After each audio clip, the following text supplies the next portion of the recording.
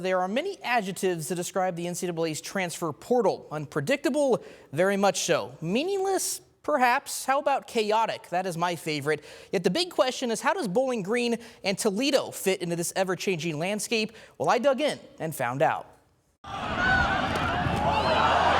I would say that this year, in comparison to previous years, was insane. It's more like we shoot and then aim right now. More than 10,000 college football players had just 15 days last month to decide their future. I'm all for one portal window. I think the time of it needs to be reevaluated. We have to find a way to manage the education side of it with the portal window, because that's sort of where it's been messed up. It's like the 2-week window portal leads up to literally starting school.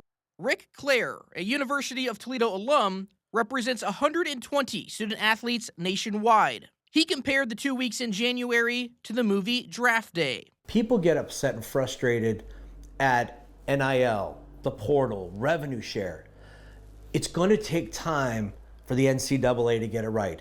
Quick decisions in a small time frame, not a great recipe, but it is the reality for collegiate programs. I think you're naive if you don't understand that people are in these kids' ears. And I think in all of it, it's the unfortunate part. I'm all for them having representation and all those things, but as long as it's the right representation.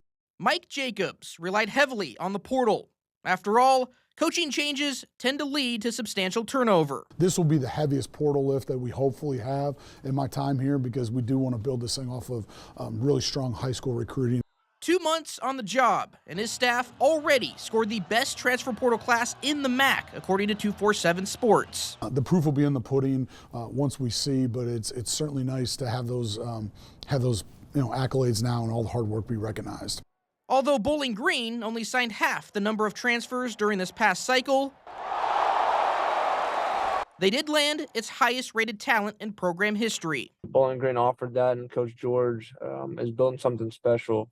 Even talking to Coach McCourt, their offense is similar to what I'm used to.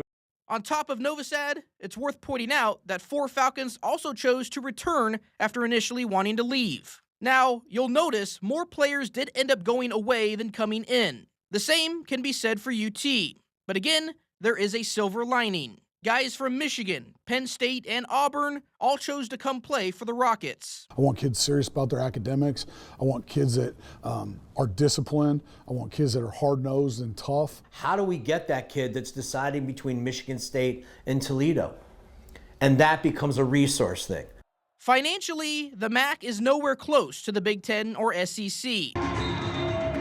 But we've seen a path to combat that. That is the sell, that, hey, listen, you can stay here. You can do everything that you want to do and accomplish all those goals by being a Rocket for 4 or 5 seasons. Quinyon Mitchell is a prime example. He said, I know this system. I trust Candle. I'm going to stay. I'm going to own the MAC, and I'll get drafted. And he did. While it's understandable to fear that Northwest Ohio is in trouble under this current landscape, at the end of the day, everyone in Division I football is facing similar challenges. We hope to continue just to build on. Again, it's more that good to great model than a complete tear down and rebuild.